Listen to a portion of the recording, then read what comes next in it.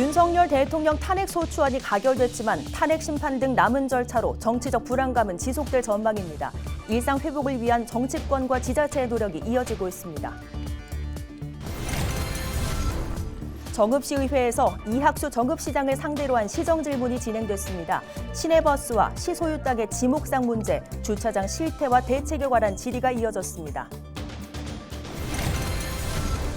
전북특별자치도가 비상계엄과 탄핵 여파로 도내 기업이 피해를 받지 않도록 점검에 나섭니다. 피해가 최소화되도록 실시간으로 기업을 모니터링하기로 했습니다. 전북특별자치도는 12개 농업직불금을 연내에 지급할 예정입니다. 전북도는 오는 16일부터 순차적으로 농업인 개인 계좌로 현금 지급한다고 밝혔습니다.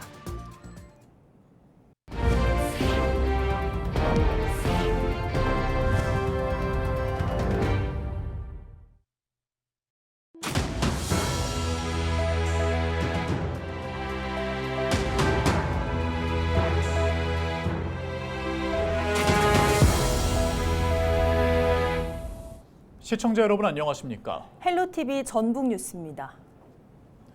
지난 14일 윤석열 대통령 탄핵 소추안이 가결된 이후 불확실했던 정세가 조금은 완화됐는데요. 네, 하지만 탄핵 심판 등 남은 절차로 정치적 불안정이 지속될 걸로 보이는 가운데 일상 회복을 위한 정치권과 지자체의 노력은 이어지고 있습니다. 이나라 기자입니다. 자유 헌정 질서를 지키기 위해 비상계엄을 선포합니다.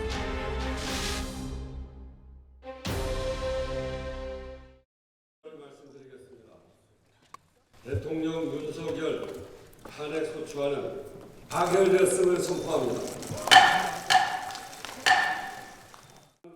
비상계엄 선포와 해제로 예상할 수 없던 전국이 지난 14일 윤석열 대통령 탄핵 소추안 가결로 방향을 잡았습니다.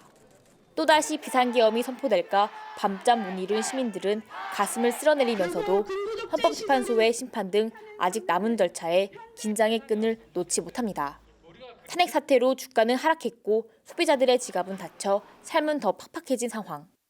이제 시작이죠. 조금 걱정은 되죠. 그래도 아직 그 재판관도 6명밖에 안 되고 동창회를 했는데 우리밖에 없어요. 그리고 나도 일단은 주식이 빠져서 기분 안 좋고. 전북특별자치도는 지난 15일 긴급 간부회의를 열고 민생경제 영향을 최소화하는 방안 등에 대해 논의했습니다. 이에 따라 전북자치도는 연말까지 지역사랑상품권 252억 원 규모를 추가 발행할 계획입니다. 또 김관영 전북자치도지사는 계엄 사태 전 도청 내 간부들의 갑질과 같은 논란 때문에 실망을 안겼다며 힘을 모아 도민에게 안정감을 주겠다고 전했습니다. 간부들이 이런 때일수록 더더욱 몸가짐을 똑바로 하고 불확실성이 있는 그런 상황에서 우리가 차분하게 자기의 자리를 잘 지켜가면서 일 처리를 보다 좀 신속하게. 지난 3일 비상계엄이 선포됐을 때 국회로 달려가 계엄 해제를 요구한 국회의원 중 한 명인 정읍고창 지역구 윤준병 의원은 16일 정읍을 찾았습니다. 민주주의를 외치고 행동한 주민들에게 감사를 전한 윤 의원은 거부권 행사가 우려되는 농업민색 4법에 대해 지켜내겠다고 다짐했습니다. 또 윤 의원은 탄핵 소추로 직무가 정지된 감사원장 등의 보수를 절반 이상 감액하는 법안 등을 대표 발의해 미비한 제도를 선봤습니다. 탄핵 소추되는 거는 이제 최종적으로 헌재에서 결정해가지고 파면을 받으면 그건 징계를 제대로 받은 거고 이제 직위해제인데 고위공직자는 직위해제 당했는데 아무 실제 봉급상 불이익이 없다. 이거는 일반 공무원하고 너무 갭이 있잖아요. 탄핵 소추안이 가결됐지만 계엄 사태 여파가 이어지는 가운데 민생 회복을 위한 노력이 계속되고 있습니다. 헬로TV 뉴스 이나라입니다. 전북특별자치도가 윤석열 대통령의 비상계엄과 탄핵의 여파로 도내 기업이 피해를 받지 않도록 점검하고 있습니다. 전북도는 도내 기업의 피해가 최소화되도록 경제기관, 단체와 공동으로 실시간으로 기업을 모니터링하고 있다고 밝혔습니다. 도와 시군은 1기업 1공무원제를 통해 수출계약 취소와 원자재 공급 문제 등 피해를 접수하는 비상창구를 열었습니다. 또 정치 경제 불확실성으로 인해 수출 분야 피해가 없도록 수출 애로 비상 시스템도 가동하고 있습니다. 정읍시의회에서는 최근 이학수 정읍시장을 상대로 한 시정 질문이 진행됐습니다. 시민의 발휘돼야 할 시내버스와 시소유 땅의 지목상 문제, 또 주차장 실태와 대책에 관한 질문까지 시정 현안에 대한 질의응답이 오갔는데요. 이번 시정 질문 답변은 17일 오전 녹화 방송됩니다. 정명기 기자입니다.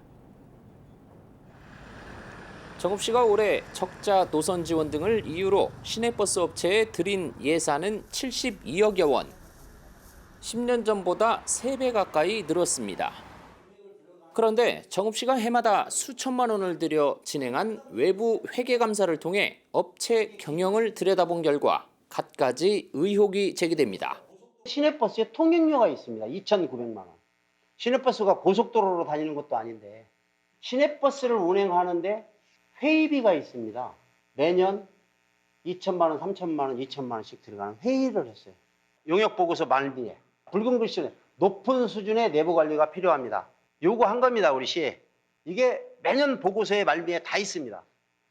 단 한 번도 심각하게 생각을 안 했다. 우리 시는.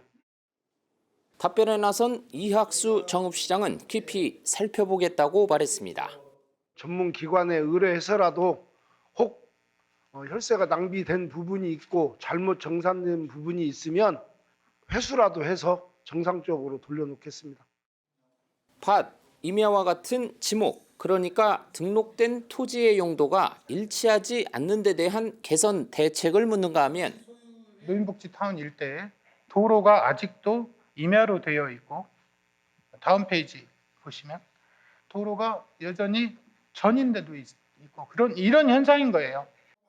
행정 절차가 비교적 단순한 토지는 2025년까지 정비할 계획이며 정읍경찰서가 이전하면서 기존 경찰서 부지 활용도 관심사입니다. 구 경찰서 부지를 시내권 구도심 활성화를 위해 활용한다고 하셨습니다. 활용 방안은 무엇이며 추진 현황은 어떻게 됩니까? 이번엔 공영주차장 운영 실태에 대한 질문이 이어졌고 각기 다른 요금 등의 문제로 공영주차장 운영의 본래 목적인 공익성에 대해 시민들이 불만 소리를 키우고 있습니다. 장기 주차 예방을 위해 최소한의 요금으로 유료화를 운영 중이며 전면 무료화 요금 일원화 계획은 아직 없다는 말씀을 드립니다. 이 밖에도 쓰지 않고 논리는 공유재산 활용 방안과 도시재생사업 관련 질의응답도 오갔습니다. 이날 오간 시정 현안에 대한 질의응답은 내일 오전 11시 55분 전북방송 채널 25번에서 녹화 방송됩니다. 헬로티비 뉴스 정명기입니다. 전북특별자치도는 12개 농업직불금 5,745억 원을 연내에 지급할 예정입니다. 전북도는 오는 16일부터 순차적으로 농업인 개인 계좌로 현금 지급한다고 16일 밝혔습니다.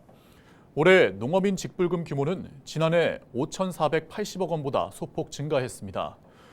도는 내년부터 기본형 공익직불금 지급 단가를 5% 올리고 친환경 농업직불금 중 논지급 단가를 70만 원에서 95만 원으로 늘릴 계획입니다.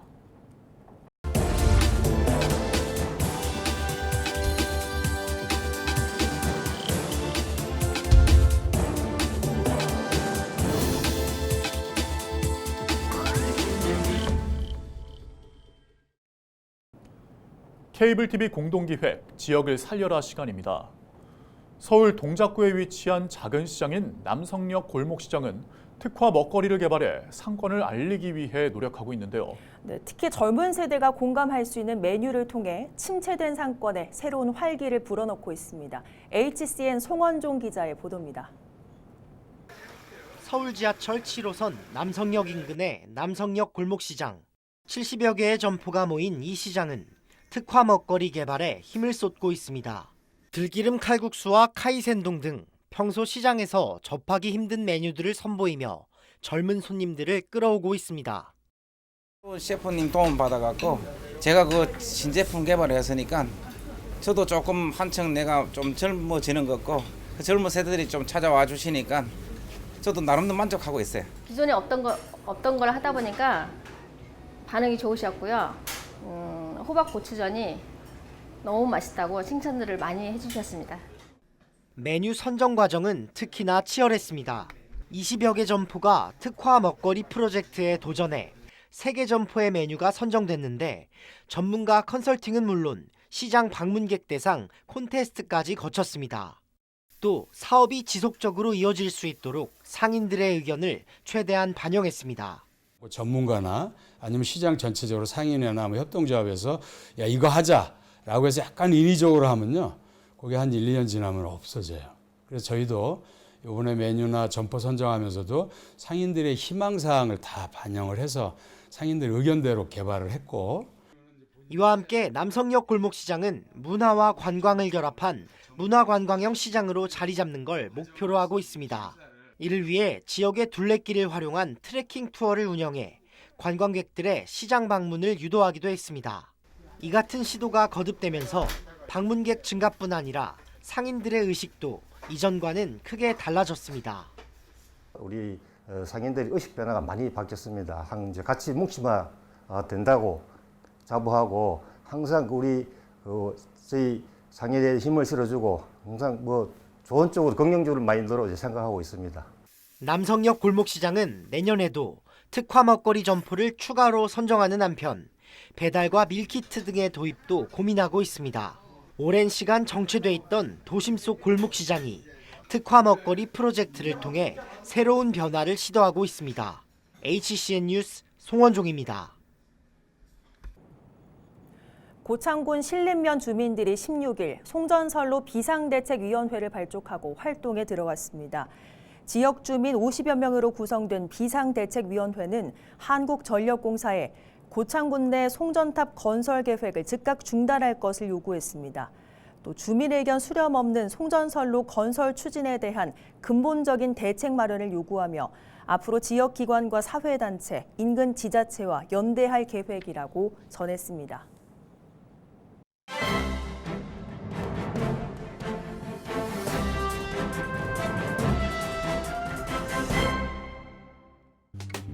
신문브리핑 전북 도민일보 기사입니다. 내수 침체와 경기 불황이 길어지면서 전북 고용시장에 찬바람이 거세지고 있다고 하는데요. 문제는 지역 내 각종 경계 지표가 하향세를 나타내고 있다는 점에서 앞으로 고용시장의 둔화 추세가 이어질 것으로 전망되고 있다고 합니다. 고용행정통계 포털 등에 따르면 지난 10월 기준 실업급여 수급자는 11,452명으로 지난해 같은 달보다 소폭 증가한 것으로 조사됐다고 합니다.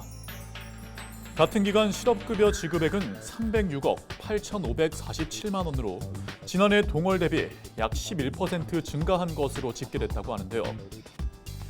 이는 실업급여 지급 기준이 높아진 데다 최저임금의 상승과 전반적인 임금 증가 등이 영향을 미친 것으로 분석되고 있습니다. 특히 도내에서는 건설 경기 침체의 영향으로 건설 일용직 노동자들의 신청이 급증한 것으로 전해졌다고 하는데요. 심지어 코로나19 당시보다 실업급여 신규 신청자가 더 많아졌다고 신문은 전했습니다. 지금까지 신문브리핑이었습니다.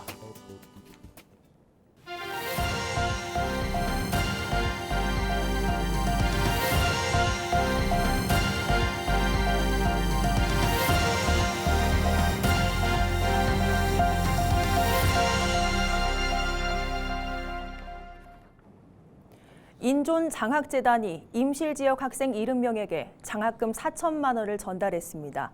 인존장학재단 소속 김정미 다사랑 의원 이사장은 지난 13일 임실지역 초등생 25명에게 50만 원을 전달하고 중학생 25명에게는 70만 원씩, 고교생 20명에는 각각 100만 원씩 모두 4천만 원의 장학금을 지급했습니다.